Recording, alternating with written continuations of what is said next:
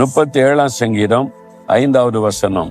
உன் வழிகளை கர்த்தருக்கு ஒப்புவித்து அவர் மேல் நம்பிக்கையாயிரு, அவரே காரியத்தை வாய்க்க பண்ணுவார். கர்த்தர் காரியத்தை வாய்க்க பண்ணுவார். உங்க வாழ்க்கையில சில காரியம் வாய்க்கல. வீடு வாங்க நினைக்கிறீங்க, வாய்க்க மாட்டேங்குது. வேலைக்காக முயற்சி பண்றீங்க, வாய்க்க மாட்டேங்குது. பிள்ளைகளுக்கு திருமண காரியத்தை நடத்த நீ முயற்சி பண்றீங்க, வாய்க்க மாட்டேங்குது. ஊழியத்துக்கான சில திட்டங்களை நிறைவேற்ற நினைக்கிறீங்க, வாய்க்க மாட்டேங்குது.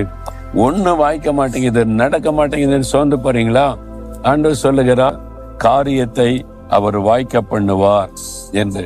அதுக்கு என்ன செய்யணும் தெரியுமா? 2 காரியம் செய்யணும். ஒண்ணு, உடைய வழிகளை கர்த்தருக்கு ஒப்பு கொடுக்கணும். 2வது, கர்த்தர் மேல நம்பிக்கை வைக்கணும். நீங்க வழிகளை தேவனுக்கு ஒப்பு கொடுக்காம நான் ஜெபிக்கிறேன் விசுவாசிக்கிறேன்னு சொன்னா காரியம் நடக்காது. உடைய வழிகளை தேவனுக்கு அர்ப்பணிப்பாரு.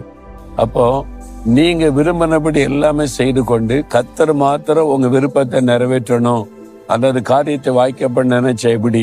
அது தேவனுக்கு சித்தமா? ஆண்டவருக்கு பிரியமா? ஆண்டவருக்கு பிரியமானதான் செய்யணும். அப்ப கர்த்தருக்கு ஏற்றதான் நம்ம நிறைவேற்றணும்னு உடைய வழிகளில கர்த்தரை முன்னால வைக்கணும்.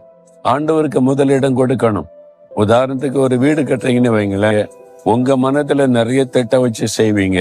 அங்க ஆண்டவருக்கு முதலிடம் கொடுப்பீங்களா? வீட்டுல ஆண்டவருக்கு பிரியமானதை வைப்பீங்களா? பிரேயர் ரூம் கட்டுவீங்களா? அங்க ரெகுலரா ஜெபம் பண்ணுவீங்களா? முதல்ல அதற்கு ஒப்பு கொடுங்க. தினம் ஜெபிப்போம், குடும்ப ஜெபம் பண்ணுவோம், ஆண்டவருடைய வசனத்தை தியானிப்போம், ஜெபிக்கிறதுக்கு ஒரு இடத்தை பிரத்யேகப்படுத்துவோம். ஒப்பு கொடுங்க. பிள்ளைகளுக்கு திருமண காரியமா?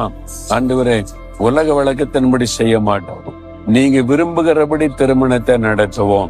நாங்க பணத்துக்கோ பொருளுக்கோ ஜாதிக்கோ முக்கியத்துவம் கொடுக்க மாட்டோம், இயேசுக்கு தான் முக்கியத்துவம் கொடுப்போம்.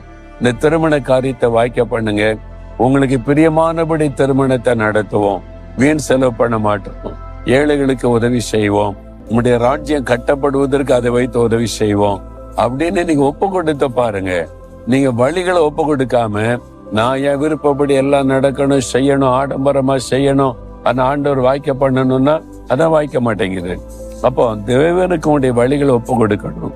ஊழியம் செய்யறது கூட ஆண்டவர் என்ன விரும்புகிறார், ஆண்டவர் என்ன எதிர்பார்க்கிறார் நீ பார்த்து ஒப்பு கொடுத்தீங்கன்னா காரியம் வாய்க்கும். அதனால முதல்ல வழிகளை ஆண்டவர் ஒப்பு கொடுங்க. 2வது, அவர் மேல நம்பிக்கை வை, அவர் செய்வார். நீங்க சோர்ந்து போகாதுங்க. இன்னும் வாய்க்கலையே, அவருக்கு தெரியும் எப்போ வாய்க்க பண்ணணும், நீ எப்போ அதை நிறைவேற்றணும் அவருக்கு தெரியும். நீங்க அவசரப்படாதங்க.